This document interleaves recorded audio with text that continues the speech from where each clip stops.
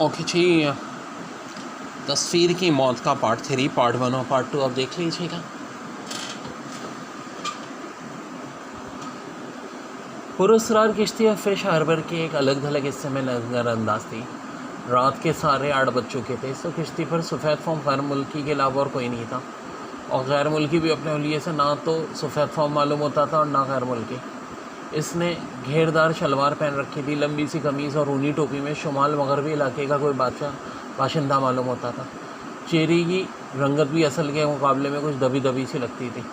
वो किश्ती के अरशे पे खड़ा इस तरफ अंधेरे में आंखें फाड़ रहा था जैसे किसी का मुंतज़िर हो। कभी रेडियम डायल वाले रिस्ट वॉच पर भी नज़र डालता था। ठीक 8:45 बजे कुत्ते ने खुशकी से किश्ती पर छलांग लगाई और गैर मुल्की ओ बॉय कहता हुआ इसकी तरफ झपटा।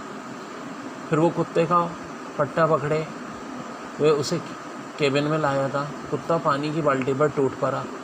वो इस तरह पानी पी रहा था जैसे कहीं दिन से प्यासा हो। गैर मुल्की ने प्रोजेक्टर से फिल्म की रील निकाली और इंजन की तरफ चल पड़ा। बॉयलर की भट्टी खोल कर इस उनको आँख में झोंक दिया और वो बेख्तियार मुस्कुरा पड़ा। केबिन पर वापसी में उसने कुत्ते को बाल्टी के करीब बेखबर सोते पाया। कबोर्ड से एक बोतल और गिलास निकालकर वो वस्ती मेज़ के करीब आ बैठा।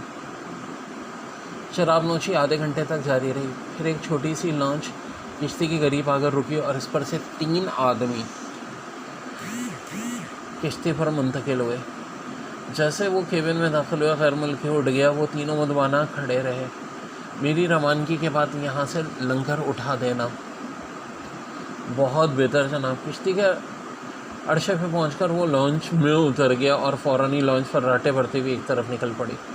वो तीनों केबिन में सोए हुए कुत्ते को बगौर देखते जा रहे थे। दौफर ने एक आदमी चौंक कर बोला, लंगर उठा दो। आप कहाँ जाएंगे? राशिद जाने तीसरे ने कहा। राशिद ने घूरता हुआ बोला, अपने काम से काम रखो यार, खफा क्यों होते हो? नहीं, कौमों का सवाल ना किया करो। जहाँ भी जाना होगा तुम्हें जाना ही पड़ेगा। बड़ा जान जोखम का काम है। क्या मतलब? राशिद की बाहें तन गई। अब मैं बच्चा भी नहीं हूँ कि इन बातों का लम ना समझ सकूँ। उसने सोए हुए कुत्ते की तरफ देख कर कहा। अख्तर इसे समझावा। राशिद ने दूसरा आदमी से कहा, मुझे नहीं मालूम था कि इस किस्म के काम करने पड़ेंगे। तुम पागल तो नहीं हो गए हो राजू? अख्तर इसका छाना झोड़ कर बोला। मैंने आज के अखबार में शख्स की तस्वीर देखी थी जिसे किसी दरिंदे ने मार लिया, और शायद कल सुबह फिर कोई तस्वीर देखूं। राजू, राशिद हलक पाड़ कर धरा। चलना मैं उसे ढूंढता रहा। फिर सर्द लहजे में बोला, शायद रोटियां लग गई हैं। वो दिन याद करो जब तुम्हारे बच्चे फाके कर रहे थे और मैंने तुम्हारी मदद की थी। अब हर माह तुम्हारे घर 500 रुपये पहुँच जाते हैं यार। उस ज़माने के 500 रुपये समझो आज के 5 लाख जैसे हैं। ठीक है बच्चों? राजू ने कुछ कहने के लिए होठ हिलाए थे कि अख्तर ने उसको आंख मारी। वो निचला और दांतों में दबाए दूसरी तरफ देखने लगा।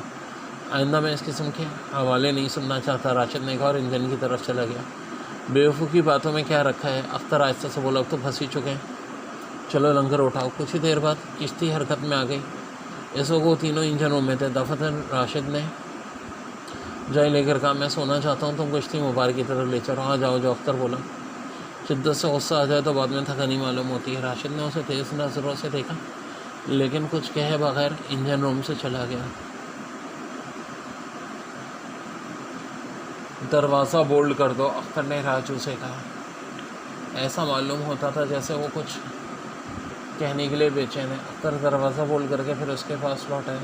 तुम्हारे भले को कह रहा था, कुत्ता कोई खबीस रूह मालूम होता है। पिछली रात तुमने फिल्म में जिस आदमी की तस्वीर देखी थी उसकी तस्वीर आज के अखबार में भी छपी है। राजू कुछ ना बोला। अख्तर कहता रहा, आज भी शायद कोई कांडनामा अंजाम देकर आया हो, तभी तो इस तरह बेहोश पड़ा है। मैं क्या बताऊँ? राजू बरहायाज ने बोला, इतना जानता हूँ कि अगर धरे गए तो फांसी के तख्ते से की सैर करनी पड़ेगी।